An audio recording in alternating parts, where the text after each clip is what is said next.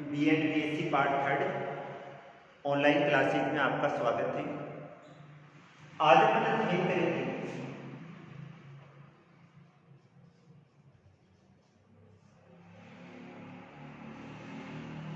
Asia महाद्वीप का भौतिक स्वरूप।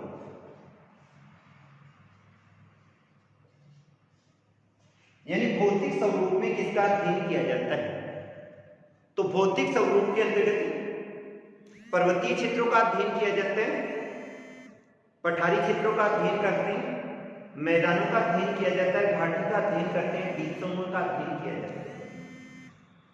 एशिया महाद्वीप के भौतिक स्वरूप का अध्ययन करें तो एशिया महाद्वीप के बीच वाले भाग में ये वाला जो भाग है,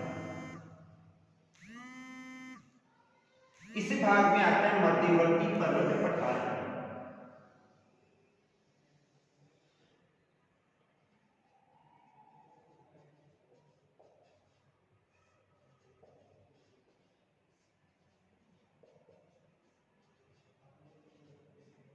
तो सबसे पहला ऑप्शन तो अपना हो गया मध्यवर्ती पर्वतीय पठार का। दूसरे में ये वाला जो भाग आता है, इसमें लिया जाता है उत्तर की निचली भूमि।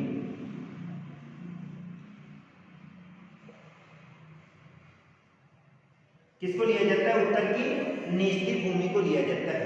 और जो नीचे वाला ये वाला जो भाग है, इसमें आ जाता है दक्षिणी। ये वाला भाग भी इसी के अंतर्गत आ जाएगा प्रायद्वीपीय पठार। ये वाला भाग है, ये यहां से लेके यहां और इधर वाला, इस भाग में आ जाते हैं नदियों के मैदान।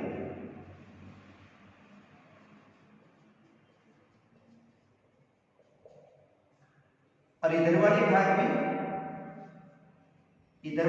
में और ये वाला जो संपूर्ण क्षेत्र है, ये आ जाते हैं द्वीप समूह।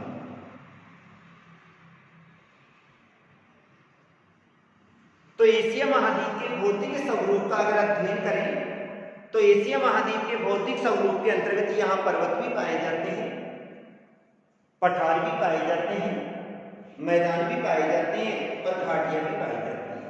इस आधार पर इसको 5 भागों में बांटा जाता है। सबसे पहला हो गया मध्यवर्ती पर्वत पठार का, दूसरा अपना हो गया नदियों के मैदानी क्षेत्र हो गए, तीसरा दक्षिण का प्रायद्वीपीय पठार हो गया, चौथा उत्तर की निचली भूमि हो गया और पांचवा आ जाता है एशिया महाद्वीप के द्वीप समूह। तो भौतिक स्वरूप के आधार पर एशिया महाद्वीप को 5 भागों में बांटा गया है। मध्यवर्ती पर्वत पठार का, नदियों के मैदान, दक्षिणी प्रायद्वीपीय पठार और द्वीप समूह। अब अपन बात करें एशिया महाद्वीप के मध्यवर्ती पर्वत पठार का। तो ये वाली संपूर्ण जो मध्यवर्ती पर्वत पठार में है, वो संपूर्ण एशिया के 20% भाग पर फैले हुए हैं। संपूर्ण एशिया के कितने प्रतिशत भाग पर फैले हुए हैं? 20% भाग पर फैले हुए हैं, अर्थात 78 लाख वर्ग किलोमीटर। 78 लाख वर्ग किलोमीटर क्षेत्रफल को इसके अंतर्गत लिया जाता है। और ये वाला टर्की से प्रारंभ होकर, कहां से प्रारंभ होता है? इधर वाले भाग में टर्की से प्रारंभ हो गया और बेरिंग सागर, टर्की से प्रारंभ होकर कहां तक फैला हुआ है? बेरिंग सागर तक फैला हुआ है। इसमें उच्च पठारी क्षेत्रों को भी सम्मिलित किया जाता है और पर्वतीय क्षेत्रों को भी सम्मिलित किया जाता है। इसका जो केंद्रीय बिंदु है, उस केंद्रीय बिंदु में यहां वाला जो भाग है, यह आ जाता है हिंदू कुश। और इसके बाद भी यहां का जो सेंट्रल पॉइंट है, वो अपना आता है पामीर की घाट।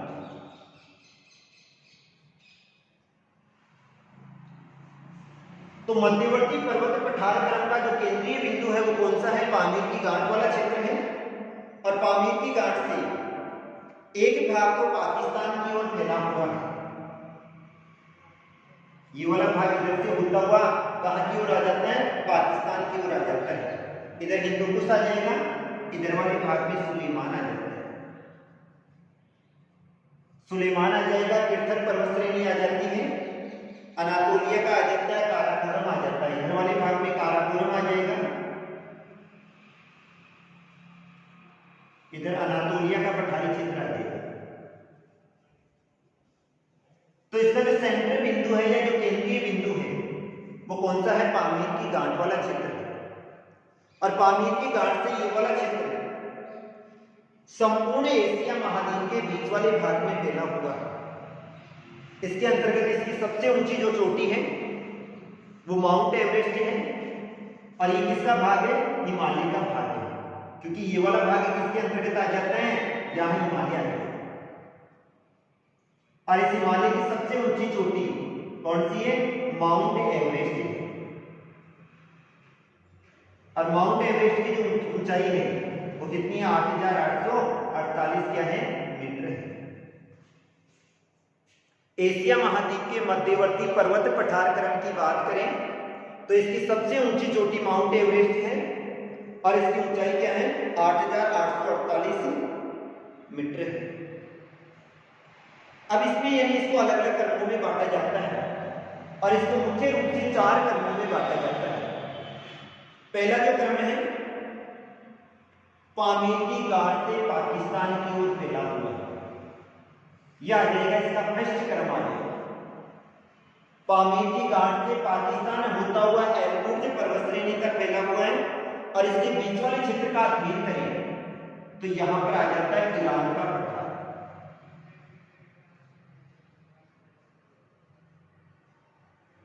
जो कि इस पर्वत श्रेणी का सबसे ऊंचा पठार है। इधर वाले क्षेत्र में कौन सा आ जाएगा? ईरान का पठार आ जाएगा, जो कि इस पर्वत श्रेणी का सबसे ऊंचा पठार है। इस पर्वत श्रेणी में एशिया माइनर भी आ जाता है, और जिसे क्या कहा जाता है? अनातोलिया का पठार कहा जाता है। क्या कहा जाएगा? अनातोलिया का पठार। तो पहला क्रम तो कहां से फैला हुआ है? पामीर की गांठ से लेके पाकिस्तान तक फैला हुआ है। दूसरा जो पर्वतीय क्षेत्र है वो पामीर की गांठ से दक्षिण वाले भाग में फैला हुआ है। दूसरा जो पर्वतीय क्रम है वो पामीर की गांठ से प्रारंभ होता है और दक्षिण की ओर फैला हुआ है, अर्थात कौन सा क्षेत्र आ जाता है? हिमालय पर्वतीय क्षेत्र आ जाता है। और इसमें संपूर्ण विश्व की सबसे ऊंची चोटी भी आ जाती है, जिसको क्या कहा जाता है? Mount Everest 8,848। इसके बाद में गॉडविन ऑस्टिन का आता है, जो कि भारत की सबसे ऊंची चोटी है, और इसकी ऊंचाई कितनी है? 8,611 है। इसके बाद में जैसे कंचनजंगा आ गई, मकालू आ गई, असम वाली आ गई, गारो खासी और जैंतिया की पहाड़ी आ गई। ये सारा का सारा इसी क्षेत्र के अंतर्गत आता है।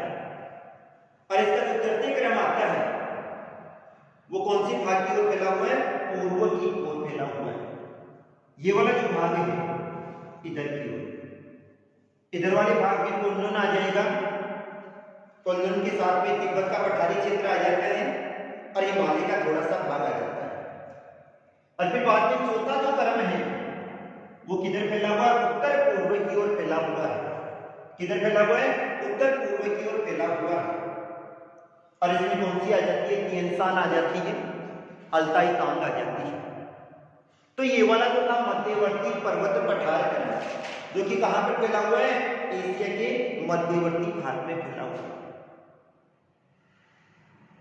इसके बाद में अपन अध्ययन करें तो नदियों के मैदानी क्षेत्र, और नदियों के मैदानी क्षेत्र की बात करें तो नदियों का जो मैदानी क्षेत्र है वो एशिया महाद्वीप के मध्यवर्ती भाग में फैला हुआ है। एशिया महाद्वीप के बीच वाले क्षेत्र का अध्ययन करें, ये तो हो गया मध्यवर्ती पर्वत पठार क्रम।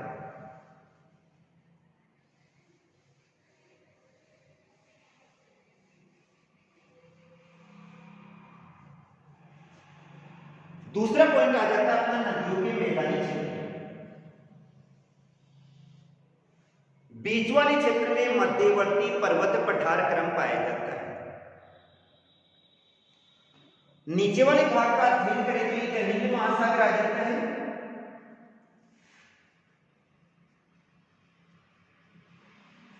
इधर वाले भाग में प्रशांत महासागर और इधर वाले भाग में आ जाता है आर्कटिक महासागर।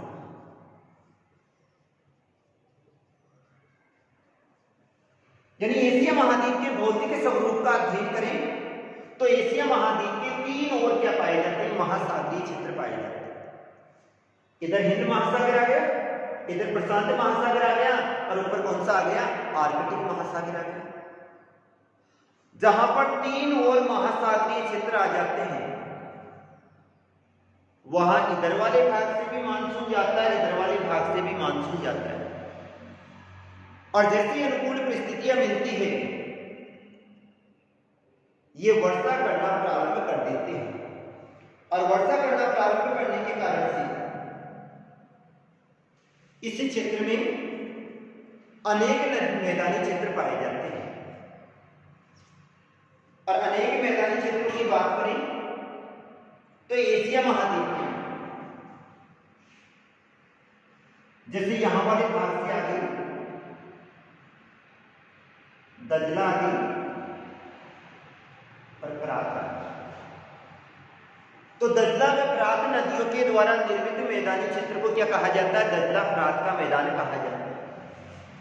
ये वाला जो भाग है इस मैदानी क्षेत्र को कहा जाता है सतलज गंगा और ब्रह्मपुत्र का मैदान।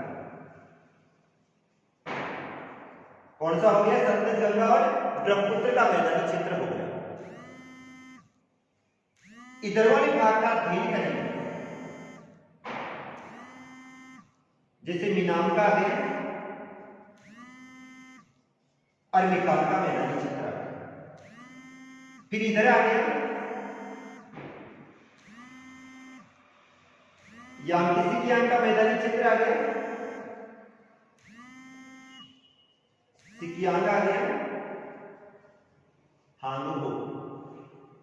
ऊपर वाले भाग में तीन नदियां जाती है, ओब हो गई, यनेसी हो गई और लीना हो गई।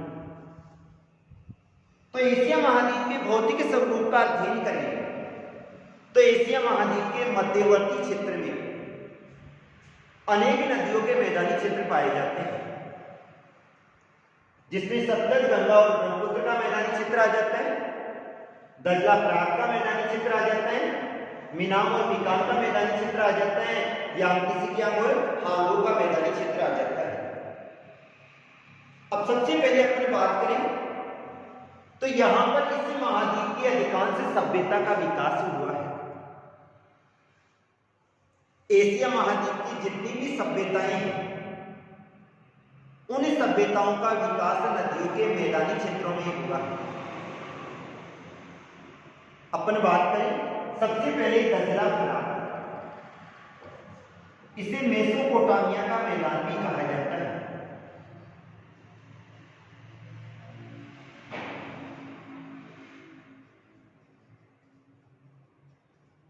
दजला करात का जो मैदानी क्षेत्र है इसे क्या कहा जाता है, मेसोपोटामिया का मैदान भी कहा जाता है।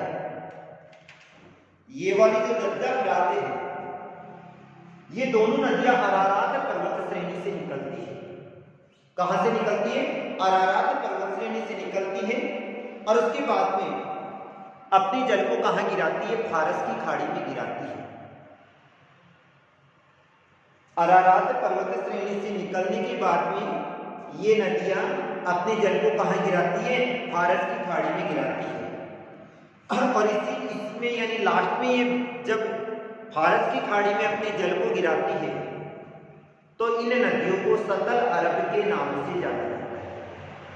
किस नाम से जाना जाता है, सतल अरब के नाम से जाना जाता है। और इसी क्षेत्र में एशिया महाद्वीप की प्राचीनतम जो सभ्यता है कौन सी है, बेबीलोन की सभ्यता।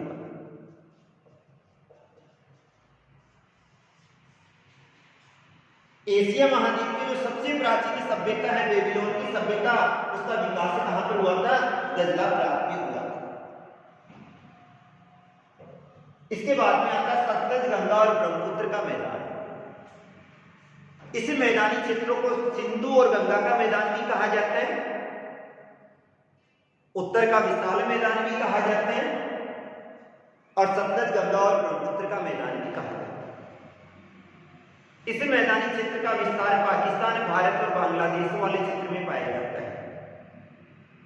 मुख्य जो विस्तार है वो भारत में पाया जाता है। सिंधु नदी है वो भी हिमालय पर्वतीय क्षेत्र से निकलती है। सहायक नदियां सतलज, व्यास, रावी है। गंगा नदी जो कि अलकनंदा और भागीरथी नदियों का सम्मिलित रूप है, देवप्रयाग से होकर निकल के लास्ट में बंगाल की खाड़ी में अपने जल को गिराती है। और ब्रह्मपुत्र नदी वो भी इसकी सहायक नदियों में अपना जल मिला के और लास्ट में गंगा के डेल्टा का निर्माण करती है। जब ये वाली नदियां पर्वतीय क्षेत्र से नीचे की ओर आती है तो ये नदियां अपने साथ में अत्यधिक मात्रा में कंकर पत्थर के अवशेष लेकर आती है। और जैसे ये नदियां कंकर पत्थर के अवशेष लेकर आती हैं, क्षेत्रों में जमा कर दिए जाते हैं, और जमा करने के कारण से एक विशाल मैदानी क्षेत्रों का निर्माण होता है जहां पर विश्व की सर्वाधिक जनसंख्या निवास करती है। तो दूसरा मैदान हो गया सिंधु गंगा का मैदान हो गया। तीसरा आता है इरावदी का मैदान। इरावदी के मैदान की बात करें तो इरावदी का मैदान ये वाला जो क्षेत्र है यहां पर कौन सा आ जाएगा, इरावदी का मैदान। इरावदी के मैदानी क्षेत्र जिसका अधिकांश भाग बर्मा वाले क्षेत्र में पाया जाता है। बर्मा जिसका नया नाम क्या है, म्यांमार है। बर्मा जिसका वर्तमान में नाम म्यांमार है, पहले बर्मा कहा जाता था। ये वाली नदी कहां से निकलती है, उत्तरी शान पर्वतीय क्षेत्र से। उत्तरी पर्वतीय क्षेत्र से निकलती है, वहां से निकल के और शान के पठारी क्षेत्र में बहती है। इस क्षेत्र का अध्ययन करें तो ये वाला क्षेत्र चावल की कृषि हेतु सबसे महत्वपूर्ण है। बर्मा या म्यांमार का जो पर्वतीय पठारी क्षेत्र है चावल की कृषि के लिए सबसे प्रसिद्ध होने के कारण से यहां पर सर्वाधिक जनसंख्या निवास करती है। इसके बाद में आ जाता है मीनाम का मैदान। मीनाम का अध्ययन करें तो मीनाम जो कि थाईलैंड वाले क्षेत्र में बहती है, और थाईलैंड वाले क्षेत्र का अध्ययन करें तो ये भी कृषि की दृष्टि से सबसे उपजाऊ मैदानी क्षेत्र है। ये डेल्टा का निर्माण भी करती है, और इसका जो मैदानी क्षेत्र है वो सबसे उपजाऊ मैदानी क्षेत्र है। और सबसे उपजाऊ मैदानी क्षेत्र होने के कारण से इस क्षेत्र में सर्वाधिक बागाती कृषि होती है, और अधिकांश क्षेत्र में बागान ही पाए जाते हैं। इसके बाद में आ जाता है मिकाम। मिकाम का अध्ययन करें तो जैसे अपने पठारी क्षेत्रों को 3 भागों में बांटा गया था, अरब, भारत और हिंद चीन। तो ये वाली कहां से निकलती है, हिंद चीन के पठारी क्षेत्र से निकलती है। मिकामी जो नदी है हिंद चीन के पठारी क्षेत्रों से निकलती है, और इसके बाद में थाईलैंड, वियतनाम और कंबोडिया। थाईलैंड में बहती है, वियतनाम में बहती है, कंबोडिया में बहती है और लाओस में बहती है। यहां पर उपजाऊ काप मिट्टी पाई जाती है, और उपजाऊ काप मिट्टी होने के कारण से ये चाय की कृषि के लिए और चावल की कृषि है विख्यात मैदानी क्षेत्र है। क्या है, विख्यात मैदानी क्षेत्र। इसके बाद में अपन बात करें सिक्किम का मैदानी क्षेत्र। तो सिक्किम का जो मैदानी क्षेत्र है वो दक्षिणी चीन वाले क्षेत्र में स्थित है। कहां पर स्थित है, दक्षिणी चीन के मैदानी क्षेत्र में स्थित है। और ये वाली नदी अपना जल कहां गिराती है, ये तीनों की तीनों नदियां अपने जल को कहां गिराती है, प्रशांत महासागर में गिराती है। ये प्रदेश भी संपूर्ण चावल की कृषि के लिए क्या है, प्रसिद्ध है। इसके बाद में आ जाता है हांगो का मैदानी क्षेत्र। हांगो का जो मैदानी क्षेत्र है, यांगसी का मैदानी क्षेत्र, ये 2 नदियों के द्वारा निर्मित है। एक यांगटसी है और दूसरा कौन सा है, सिकियांग है। इसको चीन का बड़ा मैदान भी कहा जाता है और चीन की अधिकांश जनसंख्या यांगटी सिकियांग के मैदानी क्षेत्रों में ही निवास करती है। विश्व का सबसे प्रसिद्ध उपजाऊ क्षेत्र रेड बेसिन, जिसको जेचुआन बेसिन भी कहा जाता है। क्या कहते हैं, रेड बेसिन भी कहा जाता है, जेचुआन बेसिन भी कहा जाता है, वो भी यही पर स्थित है। और इसके बाद में आ जाता है आंगो, इसको पीली नदी भी कहा जाता है क्योंकि ये लोयस पठार से बहती हुई आती है और अपने साथ में पीली मिट्टी लेकर आती है। इस कारण से इसका रंग कैसा हो जाता है, पीला हो जाता है। अतः इसे क्या कहा जाता है, पीली मिट्टी कहा जाता है। अपने मार्ग परिवर्तन के कारण से इसमें हर समय बाढ़ की स्थिति उत्पन्न हो जाती है और बाढ़ की स्थिति उत्पन्न होने के कारण से इसको चीन का क्या कहा जाता है, शोक भी कहा जाता है। तो ये तो दो टॉपिक पूरे हो गए, कौन कौन से, मध्यवर्ती पर्वत पठार क्रम और नदियों के मैदान। आज के लिए इतना ही। Thank you.